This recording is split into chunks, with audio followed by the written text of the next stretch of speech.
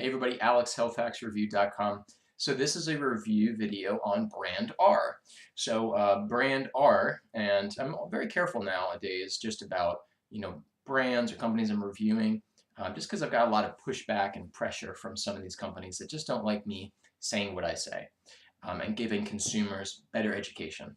So you remember that some of these companies, if their product is coming from a lot of the same manufacturers, same quality, etc., they have to differentiate themselves between the others. So they don't want you more educated because then you can shop more effectively and you can see right through a lot of the marketing lingo and see right through the claims. So brand R, so I'm actually responding to in this video a lot of key points that this company will commonly email out to the customer after the first point of contact. So that customer has either submitted their email address or talked to a sales rep and gave them their email address.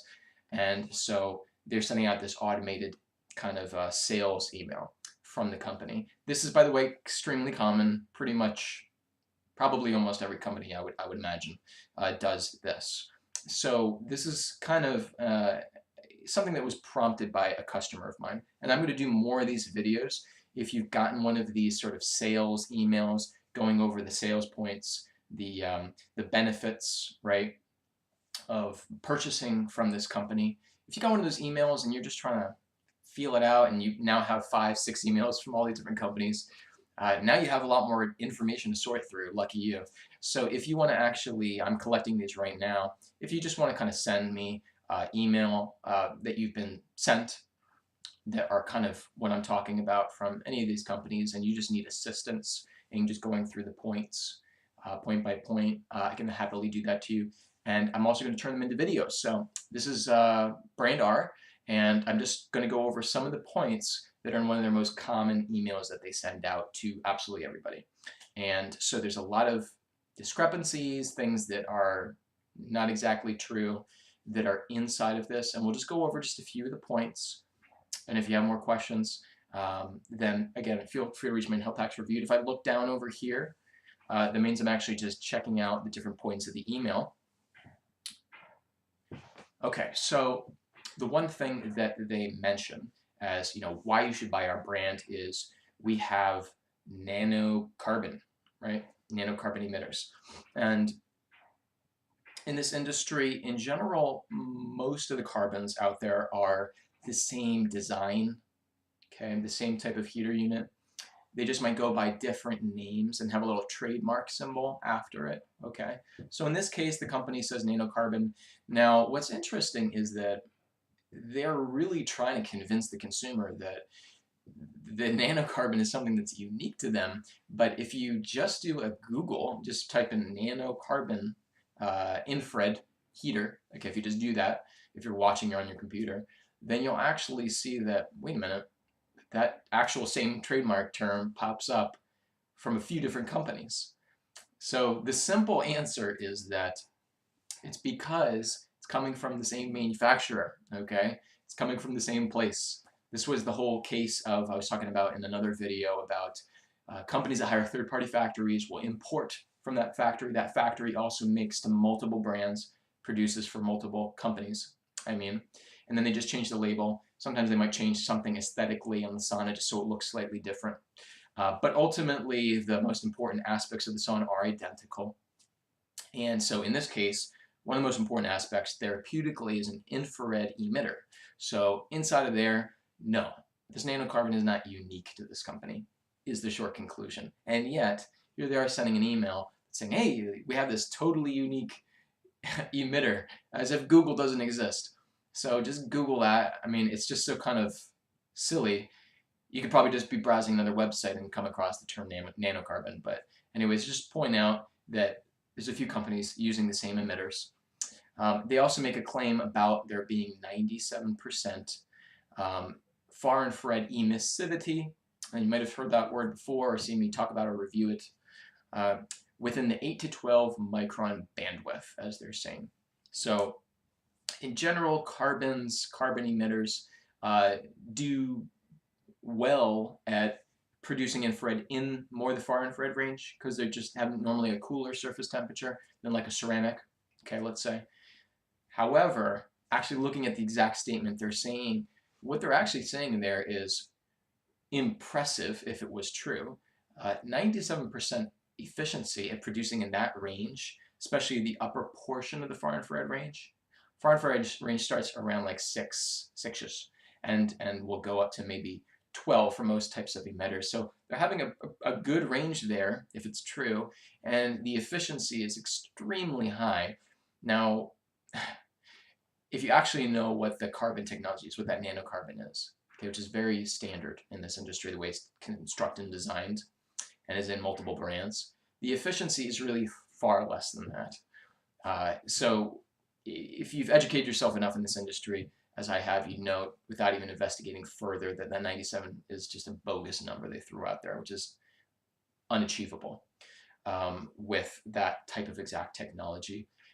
Really, we're probably looking more towards like the 60 and 70% max, I would say. And there are some carbons out there that are even less than that. Usually most carbons are not that efficient. They do pretty well producing far infrared, higher range, 6 to 10, 6 to 11, whatever, but their efficiency is very poor, usually. And that's also why you need to cover so much of the walls with it. That's more about making sure you can reach a certain temperature and warm up the cabin effectively. Okay, and so if they're going to now have a graph and say, hey, we're getting 97% or whatever, what third-party organization actually tested that, right? Is it a publicly traded company? I mean, let's look up the organization itself. Who actually tested that? They might throw a graph out there, and believe it or not, the other company that sells the same emitters, they put up a graph, and they have a testing agency that I couldn't even locate. I couldn't even locate it, the third party. So yes, you may also have to check the actual company that they say the testing is coming from. It may or may not exist, or that company may or may not have actually gotten testing with them. It's ridiculous. You got to jump through all these hoops and check off all these little boxes. But I've already done all this stuff, by the way, so you don't actually have to go through it per se. But so I've never seen any backup basically from this company to prove that 97. I've only seen one company that actually has an efficiency that is actually 2% less. 2% less, and that's the best crowning achievement in the industry for carbon type of material in emitters. Now that company makes a proprietary emitter, their own. It's not one of these standard ones, and they put a patent behind it. So if you look up like Nano Carbon, for example, you're not going to find a patent on it, okay? And so if you've achieved 97%, this is the whole angle of it, is if you've achieved something that is like incredible, an incredible breakthrough as they try to make it sound, where's the patent? They didn't patent it in this industry. That's crazy. It's silly. It's not true. There's no patent. There's nothing behind that showing anything like that. I've never found any proof. Okay, so this goes for any other company that are talking about nanocarbon, and there's several companies. It's coming out of pretty much the same manufacturer. Anyways, moving on to the next point. So with the EMS, or just the way that they shield the wiring based to prevent EMF, they're talking about it that it's being, you know, tested by, let's see, what do they say here? So they've put the EMF testing on, and yet I couldn't find them in one of the certification board or organizations that they were claiming they were in as getting electronic testing, third-party validation. Couldn't find them in there, but they're making certain claims about EMF. So granted, you can go and do your own EMF testing if you have, you know, X brand near you and you have a good EMF meter. But in general, it's a strange thing to claim shielding on wiring and all this work that you've put in, and then not actually be able to find you in the testing organization. It's not good. Moving on. All right, so they talk about, you know, we have more square footage of carbon heaters and things like that. More carbon heaters in that sauna basically than other sauna brands. And while in general, if you have a low efficiency carbon panel, which is common, with the exception of maybe a couple companies in the industry, then, and I'm not putting down carbons like just 100% at all. There's exceptions to this, But my point is that in general, for lower efficiency emitters, you should have more of them. You should have more carbons out there. Except the issue I have is the company claims this, and they will not provide the actual square footage of what they're claiming. So they're just saying we have more. Now, if you actually look at brand R here and you look at the inside of how it's designed, you'll actually see that they have more wooden slats, okay, covering the walls, covering on top of all the emitters on the walls than any other brand.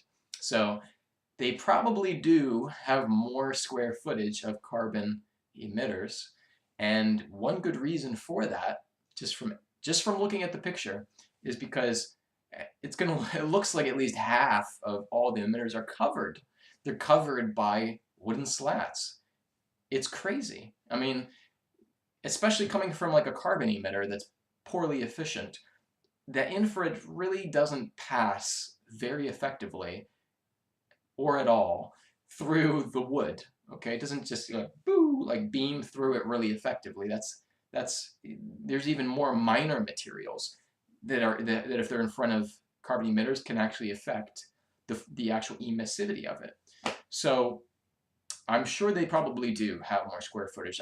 Without even validating that, I didn't even bother, because no doubt to warm up that sauna, if you're covering most of your emitters with wood, then yeah, you're going to need as much carbon emitter as you can to just warm up the sauna, just to even get it warm.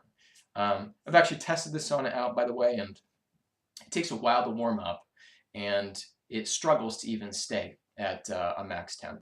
But no doubt, because unlike most of the other carbon saunas out there, except for the other brand that gets it from the same manufacturer, uh, most carbon saunas are designed to have minimal or a lot less wood slats covering it, okay? Because they don't want to block the infrared going into the body.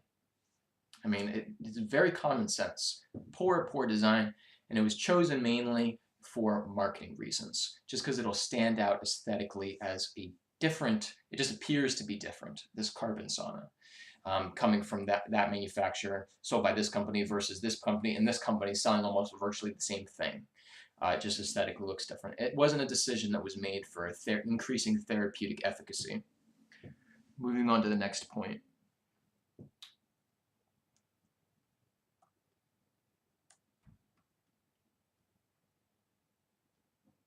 I already went over, in another video, I already went over lifetime warranty. Brand R has a full lifetime warranty on everything, and it sounds really great.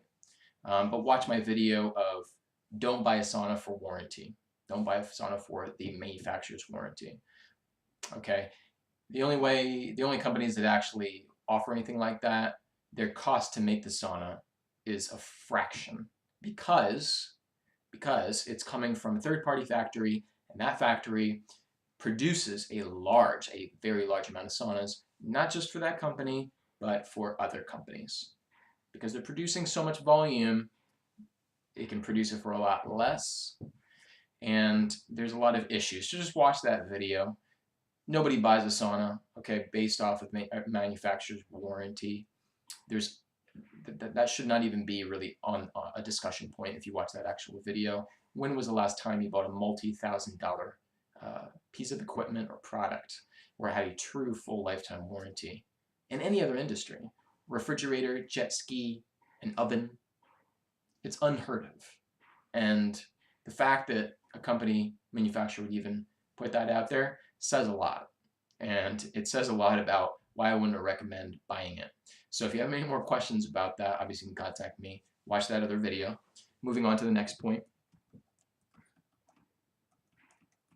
So the company is also making a claim about their water-based exterior, their glues that they're using, and that it's toxin-free and all that kind of stuff. And they're implying that it's free of all that kind of stuff. And off-gassing should be a concern.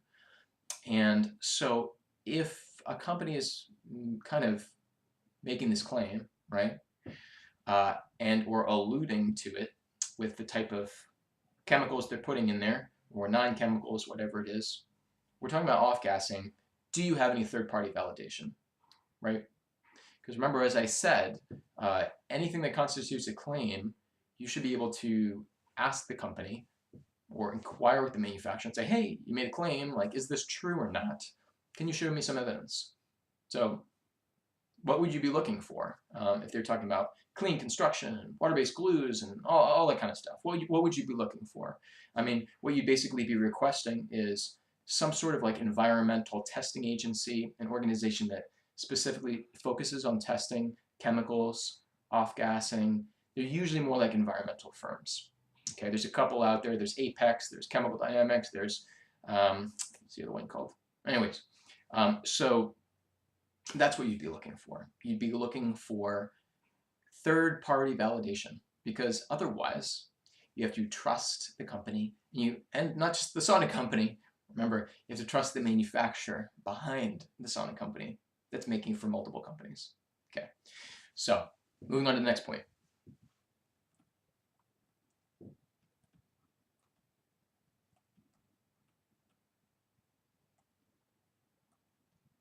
Yeah, this is highly unusual.